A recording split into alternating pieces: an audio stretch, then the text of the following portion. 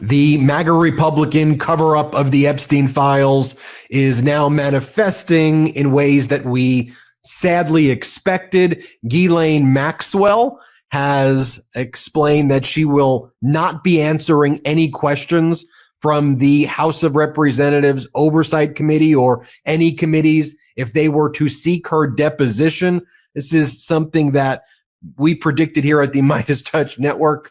You may recall when Ghislaine Maxwell said that she would not testify in a deposition under oath in front of the House of Representatives because she had a Supreme Court appeal pending back in August.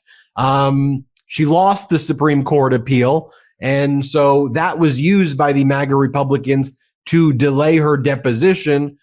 But during that period of time, Donald Trump's former criminal defense attorney turned number 2 at the Department of Justice, Todd Blanche, did an interview with her where it was just a horrible interview. He didn't ask her any follow-up questions. She lied throughout the whole thing. We know she lied based on all of the documents, especially we see now. And we know that she's a liar. She's also a convicted child sex trafficker. But now she's claiming, based on a habeas corpus petition that she's going to be filing in federal court, based on, she says, new evidence that she has. She goes, I can't testify publicly about anything. I can't speak before the House Oversight. So she goes, I'm going to invoke the Fifth Amendment against self-incrimination, and I'm not going to testify. So the MAGA Republican chair of the House Oversight Committee, James Comer, he goes, well, why would we even show up to the deposition at all if she's going to invoke the Fifth Amendment? That would be a waste of taxpayer resources to even show up in Texas, where she's been moved to the minimum security facility, to even ask her questions and have her invoke the Fifth. I want to bring in Harry Littman from the Talking Feds YouTube channel, the Talking Feds Substack and podcast. Harry, you and I was a litigator in the past. You know, you've been a litigator in the past, and you handle cases. You know, now though, I think your podcasting career is really the peak Harry. It's peak Harry, but I'm just joking. But look, you and I both know that where a defendant in our case says they're going to be invoking their Fifth Amendment right, and let's say it's in a civil case or whatever, first off, it carries with it an adverse inference against them in civil cases, not in criminal cases. In civil cases, you can argue, well, because they're invoking the Fifth, they are likely hiding something. You can't do that in a criminal case. But also in the public opinion, especially in a case like this, it has an impact. And also, if I were to be building a case and presenting a case, I would want to have the optics of Ghislaine Maxwell right there. And this is how I would approach the deposition of her. I would say, Ghislaine Maxwell, you previously spoke with the Trump DOJ and Todd Blanche, didn't you? And you answered questions. I'm invoking my right against self-incrimination. So you're not going to even tell me that you spoke to Trump's DOJ? I hereby invoke my right against self-incrimination. That would incriminate you to even say that you did a deposition. I hereby invoke. Okay. Did you ever see Donald Trump have sex with underage girls at Mar-a-Lago while you were there? Did you ever witness that? She goes, I invoke my right against self-incrimination. You're not going to answer that question if you ever observe that. I hereby invoke my Fifth Amendment right against self-incrimination. What about money laundering? You have email messages here that talk about WPB documents and Abe Gossman. Is this referring to some sort of Russian money laundering scheme involving the purchase of real property in West Palm Beach? And you believe the feds were talking to Donald Trump? Is that what it is? I hereby invoke my right against self-incrimination. You're not going to answer that question? So let me just get this straight, Ghislaine. You're not going to answer questions about whether you saw Donald Trump with underage girls or he was involved in money laundering with Epstein. I hereby invoke my right against self-incrimination. All right, I'm done here. Then I take that tape and then I play it. And then I show the public and I say, hey, because wasn't it Donald Trump, Harry Littman, who said only the mob takes the Fifth Amendment? And to me, she doesn't get to go and do that Todd Blanche interview and go, oh, Donald Trump was such a gentleman. What a great guy. He's an amazing guy.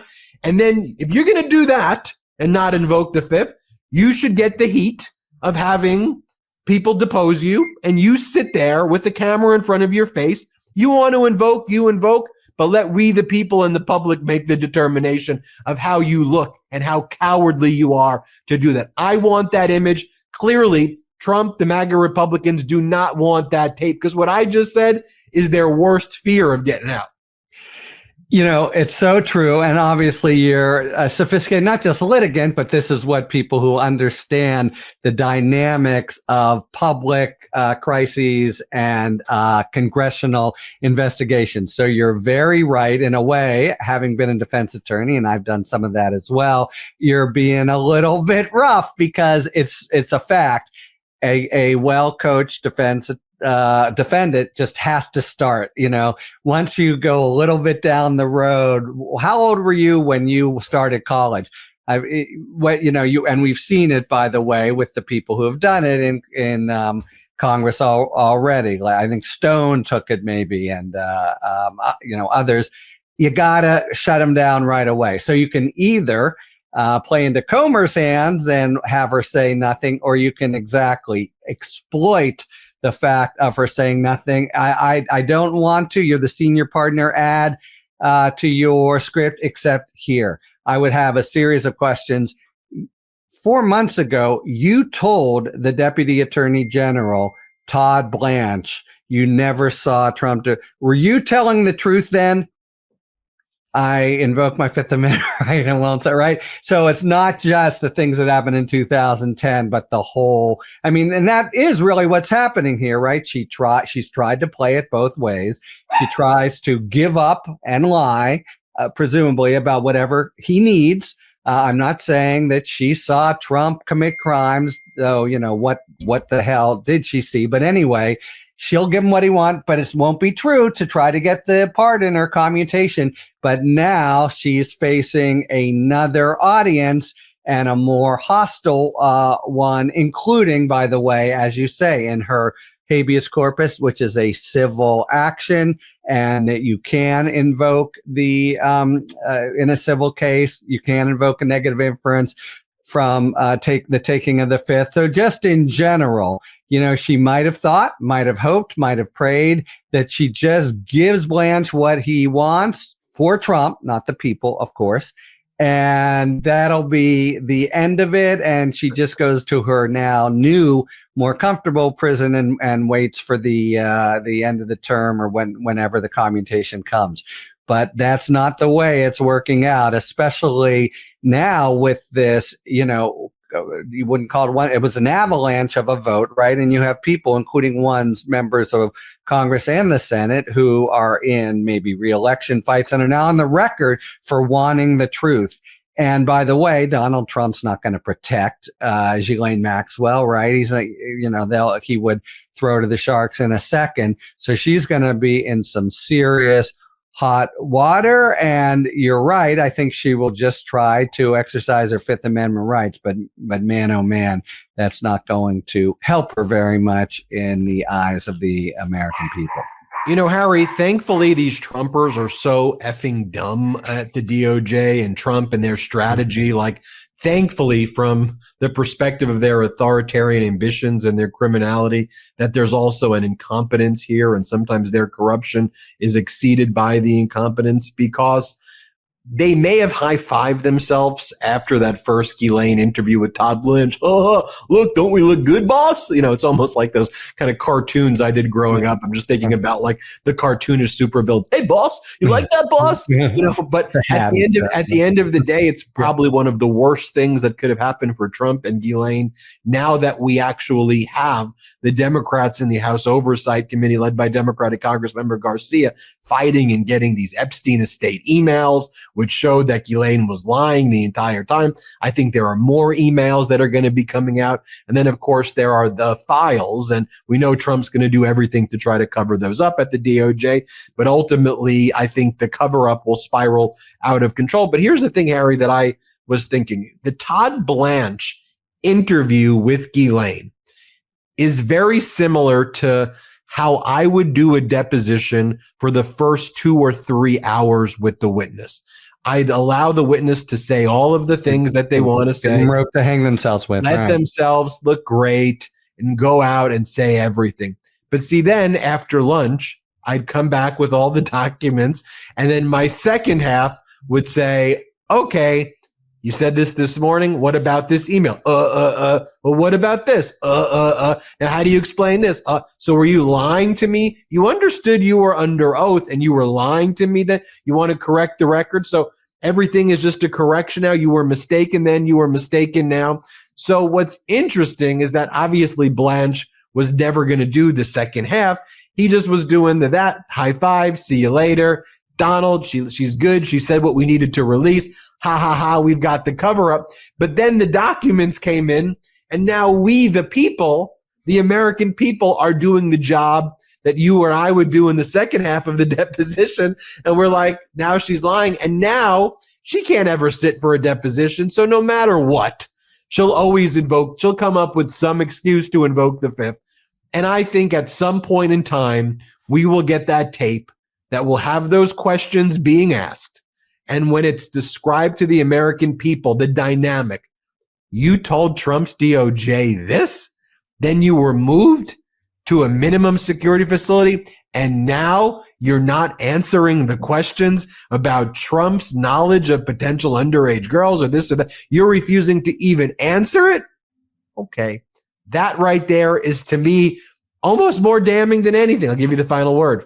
Yeah, just a few things. First, the single strongest demonstration that Blanche was in the tank and representing Donald Trump, the person, not the presidency and not the American people, is, as you say, he goes down there without documents. Now, he's tried to somehow prevaricate and say, well, I didn't have the documents that the Epstein estate had given over to the Oversight Committee. Really? But okay, let's indulge that hypothesis. You do not.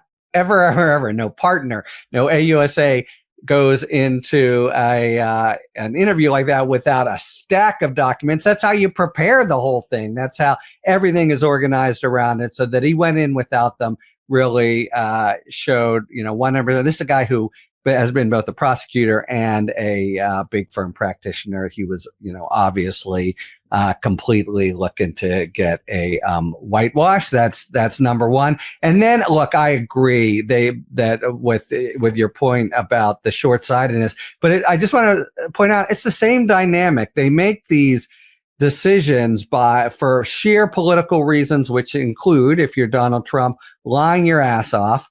But then maybe their biggest nightmare, it goes to court. And you may have to actually answer to a judge and be under oath or have possibility of perjury or loss of license, et cetera. And it's then, when that's why it's sort of the vampire's cross or garlic to them actually having to go into court. And, they might have thought, we'll be okay in court. We've got our friendly folks at the Supreme Court. But at the district court level, it just happened a couple days ago. And, 3 different judges, including Judge Ellis in Chicago, basically issued opinions saying, I don't believe the government anymore. And, and that's just colossal to even say that, but also in terms of the individual incentives, you say whatever, Ben, you got to raise your right hand and it changes everything. Such a great point. Maybe we do a video on that as well, how the DOJ now resembles like a law firm that has zero respect before the federal courts. There was always those firms that were like, that would file the frivolous and vexatious types of cases. And the courts would be like, Eric, it's coming from them again. Like, that's the DOJ right now. And it was like all of the assumptions and presumptions that we gave you are absolutely gone right now. Anybody. And I worked there and helped, had a part of it. So it's really, heartbreaking. Right. Harry clerked for 2 judges, went to the top. You worked at the shit law firm. Which is the DOJ. But that's how a lot of remember people them. Yeah. Everybody hit subscribe to Harry Lippman's YouTube channel, the Talking Feds YouTube channel, Talking Feds Substack, and Talking Feds podcast. Hit subscribe, everybody. Want to stay plugged in? Become a subscriber to our Substack at MeidasPlus.com. You'll get daily recaps from Ron Filipkowski, ad-free episodes of our podcast, and more exclusive content only available at MeidasPlus.com.